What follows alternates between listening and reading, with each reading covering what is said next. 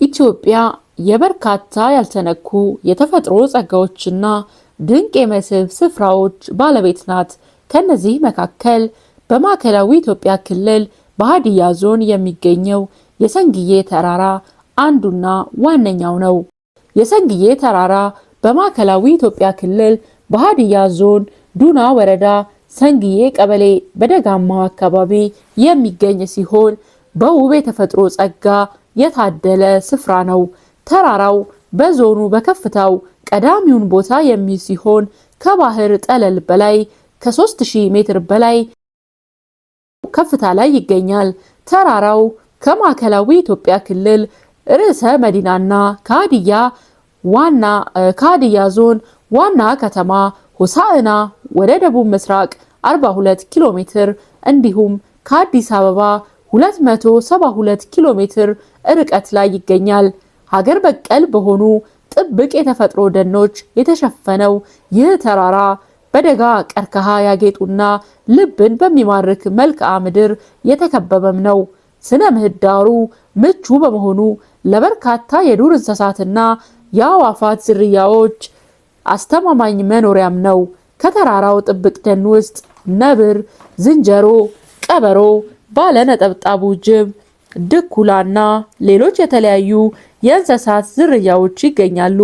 በተጨማሪም በተለያዩ ወቅቶች ከምባታ ዞን ሀዳሮ ጡንጦ ዙሪያ ወረዳ ከጊቤ ወንዝ አካባቢዎች የሚሰደዱ አዕዋፋት በተስማሚው የአየር ንብረት ተቃቅፈው ይኖሩበታል። ሰንግዬ ተራራ የበርካታ ወንዞች መፍለቂያ በመሆኑ የውሃ ማማ በመባልም ይታወቃል። ከተራራው አናት ላይ ሆኖ የሀዲያ፣ የከምባታ፣ የጠንባሮና የየም አካባቢዎችን መልክዓ ምድር እንዲሁም የጊቤ ወንዝን እስከ እይታ ጥግ ድረስ በግልጽ መቃኘት ይቻላል። ስፍራው በተፈጥሮ ውበቱ የጎብኚዎችን ቀልብ የሚስብ በመሆኑ የተለያዩ የሃይማኖት ተቋማትና አማኞች ወደ ቦታው በመጓዝ የጾምና የጸሎት ጊዜያቸውን ያሳልፉበታል። ወደ ስፍራው በሚደረግ ጉዞ የተፈጥሮን ውበት የበለጠ የሚያጎሉት የሀዲያ ውብ ባህላዊ የጎጆ ቤቶች አሰራርና የአካባቢው ማህበረሰብ የቆየ የእንግዳ ተቀባይነት እሴት ለጎብኚዎች ልዩ ልምድን ያበረክታል።